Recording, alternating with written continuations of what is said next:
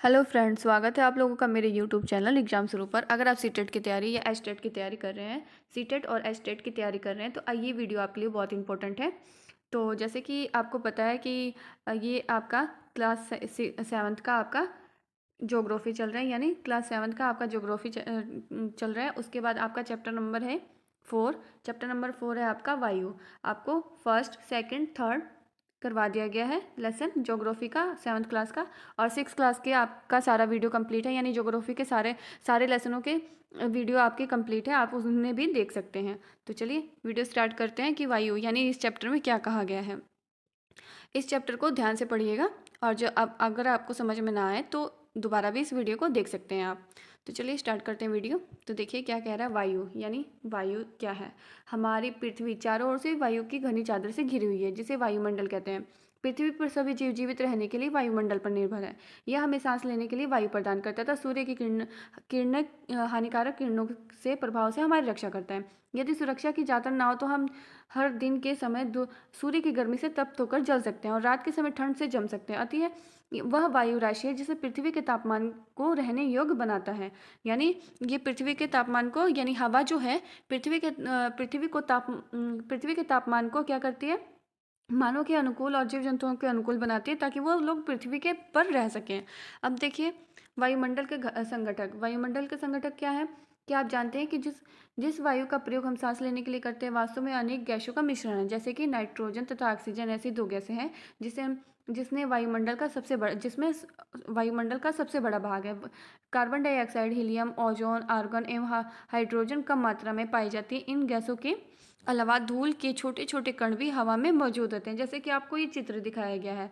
इस चित्र में आपको दिखाया गया है कि देखिए ऑक्सीजन में ये आपका ऑक्सीजन है, यानी 21% आपका ऑक्सीजन है। बाकी कार्बन डाइऑक्साइड कितना परसेंट है आपका, 0.03% है। आर्गन कितना है, 0.93% प्रतिशत है।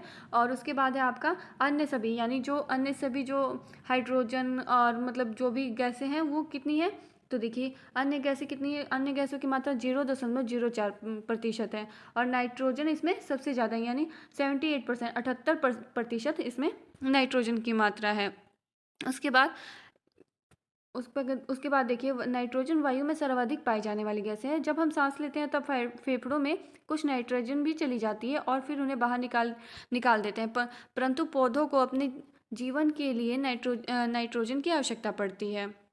वे सीधे वायु से नाइट्रोजन नहीं ले पाते। मृदा तथा कुछ पौधों की जड़ों में रहने वाले जीवाणु वायु से नाइट्रोजन लेकर उसका स्वरूप बदल देते हैं, जिससे पौधे उसका प्रयोग कर सकते हैं। ऑक्सीजन वायु में प्रचुरता से मिलने वाली दूसरी गैसें हैं। मनुष्य तथा पशु सांस लेने में वायु से ऑक्सीजन प्राप्त करते हैं। हर पादप प्रकाश संश्लेषण द्वारा ऑक्सीजन प्राप्त करता है। इस प्रकार वायु में ऑक्सीजन की मात्रा समान बनी रहती है। यदि हम वृक्ष काटते हैं तो ये संतुलन बिगड़ जाता है, यानी जैसे जैसे वृक्षों की कटाई होती है वैसे वैसे ऑक्सीजन धरती से कम होता जाता है। कार्बन डाइऑक्साइड तथा अन्य महत्वपूर्ण गैसें हमें हरे पादप अपने भोजन के रूप में कार्बन डाइऑक्साइड का प्रयोग करते हैं तथा ऑक्सीजन वापस देते हैं। मनुष्य और पशु कार्बन डाइऑक्साइड बाहर निकालते हैं। मनुष्यों तथा पशुओं द्वारा बाहर छोड़ी जाने वाले कार्बन डाइऑक्साइड की मात्रा पादपों द्वारा प्रयोग की जाने वाली गैस के बराबर होती है, जिससे यह संतुलन बना रहता है। परंतु यह संतुलन कोयला तथा खनिज तेल आदि ईंधनों के जलने से बिगड़ता जा रहा है। ये वायुमंडल में प्रतिवर्ष करोड़ों टन कार्बन डाइऑक्साइड को बढ़ोतरी करते हैं, यानी परिणाम स्वरूप कार्बन डाइऑक्साइड का बढ़ा हुआ आयतन पृथ्वी पर मौसम तथा जलवायु को प्रभावित करता है। जैसा कि ये कुछ न्यूज़पेपर की कटिंग्स है, इसमें आप लोग देख सकते हैं कि जो वायुमंडल पे कितना प्रभाव कार्बन डाइऑक्साइड का कितना प्रभाव पड़ा है। उसके बाद देखिए वायुमंडल की संरचना। ये वायुमंडल की संरचना कैसे हुई थी। तो हमारा वायुमंडल 5 परतों में विभाजित है, जो पृथ्वी की सतह से आरंभ होती है। ये है शोभमंडल, समतापमंडल, मध्यमंडल, वायुमंडल एवं ब्रह्मंडल। यानी शोभमंडल क्या है। शोभमंडल देखिए ये परत वायुमंडल की सबसे महत्वपूर्ण परत है। इसकी औसत ऊंचाई 13 किलोमीटर है। जैसा कि आप लोग ये चित्र देख सकते हैं शोभमंडल, यानी सबसे पहले हम लोग क्या पढ़ रहे हैं, शोभमंडल के बारे में पढ़ रहे हैं यहाँ पे। और जो आपका चित्र है तो ये देखिए सबसे नीचे आपका आता है शोभमंडल, ठीक है। इसके बारे में हमें पढ़ना है। तो देखिए, इसकी ऊंचाई कितनी होती है? इसकी ऊंचाई 13 किलोमीटर होती है। हम इसी मंडल में मौजूद वायु में सांस लेते हैं। मौसम की सभी घटनाएं कैसे, जैसे कि वर्षा, कुहासा, ओलावर्षण, इसी परत के अंदर होती है। उसके बाद आता है आपका समताप मंडल। यानी समताप मंडल क्या है? तो देखिए, क्षोभ मंडल के ऊपर का भाग समताप मंडल कहलाता है। ये लगभग 50 किलोमीटर की ऊंचाई तक फैला है। यह परत बादलों एवं मौसम संबंधी घटनाओं से लगभग मुक्त होती है। इसके फलस्वरूप यहाँ की परिस्थितियाँ हवाई जहाज उड़ाने के लिए आदर्श होती हैं। समताप मंडल का एक महत्वपूर्ण विशेषता यह है कि इसे ओजोन गैस की परत होती है। यह परत सूर्य से आने वाली हानिकारक किरणों से हमारी रक्षा करती है। यानी जो ये समताप मंडल है आपका, उसकी बात हो रही है। उसके बाद आता है आपका मध्य मंडल। यानी मध्य मंडल क्या है? तो मध्य मंडल यह वायुमंडल की तीसरी परत है। यह समताप मंडल के ठीक ऊपर होती है। यह लगभग 80 किलोमीटर की ऊंचाई तक होती है। अंतरिक्ष में प्रवेश करने वाले उल्का पिंड इस परत में आने पर जल जाते हैं। उसके बाद है बाह्य वायुमंडल। यानी बाह्य वायुमंडल में बढ़ती ऊंचाई के साथ तापमान अत्यधिक तीव्रता से बढ़ता है। आयन मंडल इस परत का एक भाग है। यह 80 से 400 किलोमीटर तक फैला है। रेडियो संचार के लिए इस परत का उपयोग होता है। वास्तव में पृथ्वी से प्रसारित रेडियो तरंगे इस परत द्वारा पुनः पृथ्वी पर परावर्तित कर दी जाती है। अब उसके बाद है वायुमंडल। यानी वायुमंडल क्या है? तो वायु की सबसे ऊपरी परत को वायुमंडल के नाम से जाना जाता है। वायु की पतली परत होती है। हल्की गैसें जैसे हीलियम तथा नाइट्रोजन इसी से अंतरिक्ष में तैरती रहती हैं। उसके बाद है आपका मौसम एवं जलवायु। अब देखिए, मौसम और जलवायु क्या है? आज वर्षा होगी, या क्या आज दिन साफ रहेगा, या धूप निकलेगी? कितनी ही बार हमें क्रिकेट प्रेमियों के मुंह से एक दिवसीय मैच के भविष्य पर अनुमान लगाते हुए सुना होगा। यदि हम कल्पना करें कि हमारा शरीर एक रेडियो है और मस्तिष्क उसके स्पीकर, तो मौसम वह है जो उसके नियंत्रण बटनों से छेड़छाड़ करता है। मौसम वायुमंडल की प्रत्येक घंटे तथा दिन प्रतिदिन की स्थिति है। आर्द्र एवं गर्म मौसम किसी को भी चिड़चिड़ा बना सकता है। अच्छा हवादार मौसम हमें आनंद देता है और हमें घूमने की योजना भी बन जाती है। मौसम नाटकीय रूप से प्रतिदिन बदलता रहता है, किंतु दीर्घकाल में किसी स्थान का औसत मौसम उस स्थान की जलवायु बताता है। क्या आप समझ पाएंगे कि इस मौसम का दैनिक पूर्वानुमान क्यों लगाते हैं? तो देखिए, तापमान। उसके बाद है तापमान आपका। आप प्रतिदिन जिस तापमान का अनुभव करते हैं वह वायुमंडल का तापमान होता है। वायु में मौजूद ताप एवं शीतलता के परिणाम को तापमान कहते हैं। वायुमंडल का तापमान केवल दिन और रात में ही नहीं बदलता, बल्कि ऋतुओं के अनुसार भी बदलता है। शीत ऋतु की अपेक्षा ग्रीष्म ऋतु ज़्यादा गर्म होती है। आतपन एक महत्वपूर्ण कारक है जो तापमान के वितरण को प्रभावित करता है। सूर्य से आने वाली ऊर्जा जिसे पृथ्वी रोक लेती है, आपतन कहलाती है।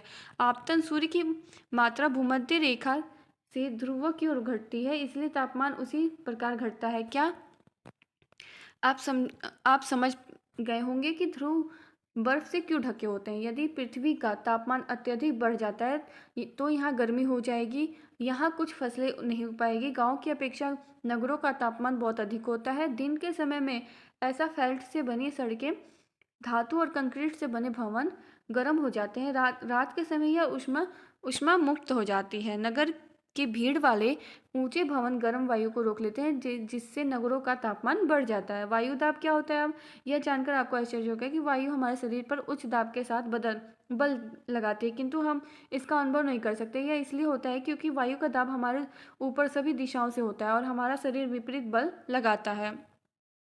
पृथ्वी की सतह पर वायु के भार द्वारा लगाया गया दाब वायु दाब कहलाता है। वायुमंडल में ऊपर की ओर जाने पर वायु तेजी से गिरने लगती है। समुद्र दाब तेजी से गिरने लगता है। समुद्र स्तर पर वायु दाब सर्वाधिक होता है। ऊंचाई पर जाने पर यह घटता जाता है। वायु दाब का क्षैतिज वितरण किसी स्थान पर उपस्थित वायु के ताप द्वारा प्रभावित होता है। अधिक तापमान वाले क्षेत्र में वायु गर्म होकर ऊपर उठती है और यह निम्न दाब क्षेत्र बनाता है। निम्न दाब बादल युक्त आकाश एवं नम मौसम के साथ जुड़ा हुआ होता है। कम तापमान वाले क्षेत्रों की वायु ठंडी होती है। इसके फलस्वरूप यह भारी होती है। भारी वायु निमज्जित होकर उच्च दाब क्षेत्र बनाती है। उच्च दाब के कारण स्पष्ट एवं स्वच्छ आकाश होता है। वायु सदैव उच्च दाब क्षेत्र से निम्न दाब क्षेत्र की ओर गमन करती है। उसके बाद है आपका पवन। तो उच्च दाब क्षेत्र से निम्न दाब की ओर वायु गति को क्या कहते हैं? तो पवन कहते हैं। आप पवन को काम करते हुए देख सकते हैं। जब ये सड़क पर गिरी पत्तियों को उड़ाती है तथा धूल तूफान के समय पेड़ों को उखाड़ देती है। कभी कभी जब पवन धीरे बहती है तो आप इसे महीन धूल व धुएं को उड़ते हुए देख सकते हैं। कभी कभी पवन इतनी तेज होती है कि इसकी विपरीत दिशा में चलना कठिन हो जाता है। आपने अवश्य अनुभव किया होगा कि तेज हवा में छाता लेकर चलना आसान नहीं है। 3 अन्य उदाहरण सोचिए जब तेज हवा के कारण आपके लिए समस्या उत्पन्न हुई हो। पवन का मुख्यतः 3 प्रकार में विभाजित किया जा सकता है। जैसे कि देखिए, स्थानीय पवनें, यानी स्थानीय पवनें क्या होती हैं?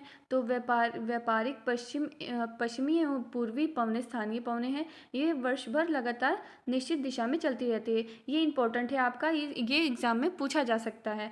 इसको ध्यान से आप लोग पढ़िएगा। तो देखिए, स्थायी पवनें क्या होती है? तो व्यापारिक पश्चिम एवं पूर्वी पवनें स्थायी पवनें होती हैं। ये वर्ष भर लगातार निश्चित दिशा में चलती हैं। उसके बाद है आपका मौसमी पवनें। ये पवनें विभिन्न ऋतुओं में अपनी दिशा बदलती रहती है। उदाहरण के लिए भारत में मानसूनी पवनें। उसके बाद है आपका स्थानीय पवनें। ये पवन किसी छोटी क्षेत्र में वर्ष या दिन के किसी विशेष समय में चलती है। उदाहरण के लिए स्थल एवं समुद्री समीर। क्या आपको भारत के उत्तरी क्षेत्र की गर्म एवं शुष्क स्थानीय पवन याद है? इसे लू कहते हैं। उसके बाद आपका चक्रवात, यानी आपको एक चक्रवात का छोटा सा चित्र दिखाया गया और इसके बारे में कुछ बताया गया। चलिए पढ़ते हैं कि इसके बारे में क्या बताया गया है। तो देखिए, चक्रवात यानी प्राकृतिक आवेश। भारत के पूर्वी समुद्री तट पर स्थित ओडिशा में बंगाल की खाड़ी से उठने वाले चक्रवातों का खतरा बढ़ रहा है। 17 से 18 अक्टूबर 1999 को राज्य के 5 जिलों में चक्रवात आया। 29 अक्टूबर 1999 की एक अन्य महाचक्रवात आया जिससे राज्य के एक बड़े भाग में तबाही मचाई। मुख्यतः पवनों का वेग, वर्षा तथा ज्वारीय गुरुत्वाकर्षण से हानियां हुई। 260 किलोमीटर प्रति घंटे के वेग से आने वाली पवन 36 घंटे से भी ज्यादा समय तक चलती रही। तीव्र वेग वाले इस पवन ने पेड़ों को उखाड़ दिया और कच्चे घरों को नष्ट कर दिया। अनेक औद्योगिक भवनों तथा अन्य छतों की छतें भी उखड़ गई। विद्युत आपूर्ति एवं टेलीफोन लाइनें पूरी तरह से कट गई। चक्रवात के फलस्वरूप लगातार 3 दिन तक भारी वर्षा होती रही। इस वर्षा के कारण ओडिशा की प्रमुख नदियों में बाढ़ आ गई। चक्रवाती पवनों के कारण उठी ज्वारीय तरंगें स्थल पर 20 किलोमीटर तक गई और फलस्वरूप तटीय क्षेत्रों में भयानक तबाही हुई। अचानक 7 से 10 मीटर ऊंची ज्वारीय तरंगें आ गई जिसके कारण तैयार खड़ी धान की फसल पूरी तरह से नष्ट हो गई थी। उसके बाद 25 अक्टूबर 1999 को पूर्वी पोर्ट ब्लेयर के निकट थाईलैंड की खाड़ी में अवदाब के कारण यह चक्रवात उत्पन्न हुआ और ये धीरे धीरे उत्तर पश्चिम दिशा में बढ़ा। गहन होकर इसने महाचक्रवात का रूप धारण कर लिया और 29 अक्टूबर की सुबह 10:30 बजे ओडिशा के इरेसामा तथा बालीकुंडा के बीच के क्षेत्रों को प्रभावित किया। इस महाचक्रवात ने भुवनेश्वर, कटक और 28 तटीय नगरों सहित ओडिशा के पूरे तट को बर्बाद कर दिया। इससे लगभग 130 लाख लोग प्रभावित हुए। बहुत बड़ी संख्या में पशुओं की मौत हो गई। धान, सब्जियों तथा फलों की खड़ी फसलों का नुकसान हुआ। ज्वारीय गुरुत्वाकर्षण से उत्पन्न हुए लवणता के कारण कृषि योग्य विशाल भू क्षेत्र अनुपजाऊ हो गया। साल, सागवान तथा बांस के बागान वाले विशाल भू क्षेत्र नष्ट हो गए। पारादीप एवं कोणार्क के बीच स्थित मैग्रोन के जंगल लुप्त ही हो गए हैं। उसके बाद देखिए, आर्द्रता क्या होती है। आर्द्रता क्या है? तो जब जल पृथ्वी एवं विभिन्न जलाशयों से वाष्पित होता है तो यह जलवाष्प बनाता है। वायु में किसी भी समय जलवाष्प की मात्रा को आर्द्रता कहते हैं। जब वायु में जलवाष्प की मात्रा अत्यधिक होती है तो उसे हम आर्द्र दिन कहते हैं। जैसे जैसे वायु गर्म हो जाती है इसकी जलवाष्प धारण करने की क्षमता बढ़ती जाती है और इस प्रकार यह और अधिक आर्द्र हो जाती है। आर्द्र दिनों में कपड़े सूखने में काफ़ी समय लगता है और ये हमारे शरीर में पसीना आसानी से नहीं सूखता और हम असहज महसूस करते हैं। जब जलवाष्प ऊपर उठता है तो यह ठंडा होना शुरू हो जाता है। जलवाष्प संघनित होकर ठंडा होकर जल की बूंद बनते हैं। बादल इन्हीं जल बूंदों का ही एक समूह है। जब जल की ये बूंदें इतनी भारी हो जाती हैं कि वायु में तैर ना सके तब ये वर्षण के रूप में नीचे आ जाती हैं। आकाश में उड़ते हुए जेट हवाई जहाज अपने पीछे सफ़ेद पथ चिन्ह छोड़ देते हैं। इसमें इंजनों से निकली नमी संघनित हो जाती है और वायु के गतिमान न रहने की स्थिति में संघनित नमी कुछ देर तक पथ के रूप में दिखाई देती है। पृथ्वी पर जल के रूप में मिलने वाला वर्षण वर्षा कहलाता है। ज़्यादातर भौम जल वर्षा जल से ही प्राप्त होता है। पौधे जल संरक्षण से मदद करते हैं। जब पहाड़ी पाशों से पेड़ काटे जाते हैं वर्षा जल अनावृत पहाड़ों से नीचे बहता है। यह निचले इलाकों में बाढ़ का कारण बनता है। क्रियाविधि आधार पर वर्षा के 3 प्रकार होते हैं: संवहनी वर्षा, पर्वतीय वर्षा और चक्रवातीय वर्षा। उसके बाद देखिए आपका पौधे तथा जीव जंतुओं के जीवित रहने के लिए वर्षा बहुत महत्वपूर्ण है। इससे धरातल को ताज़ा जल प्राप्त होता है। यदि वर्षा कम हो तो जल की कमी तथा सूखा हो जाता है। इसके विपरीत अगर वर्षा अधिक होती है तो बाढ़ आ जाती है। यानी दोनों ही स्थिति में क्या है, जल एक तो एक के लिए हानिकारक है, दूसरे के लिए भी हानिकारक है। जैसे कि अगर वर्षा कम होगी तो जल की कमी हो जाएगी, अगर वर्षा अधिक होगी तो क्या होगा, तो बाढ़ आ जाएगी। तो इसका संतुलन, ये आपका चैप्टर यहाँ पे कंप्लीट हुआ। कल आपका फिफ्थ चैप्टर कंप्लीट होगा, यानी कल आपको फिफ्थ चैप्टर करवाया जाएगा भूगोल का, क्लास 7th का। तो अगर आपको मेरी ये वीडियो पसंद आए तो लाइक, शेयर, कमेंट और सब्सक्राइब करना ना भूलें। Thanks for watching.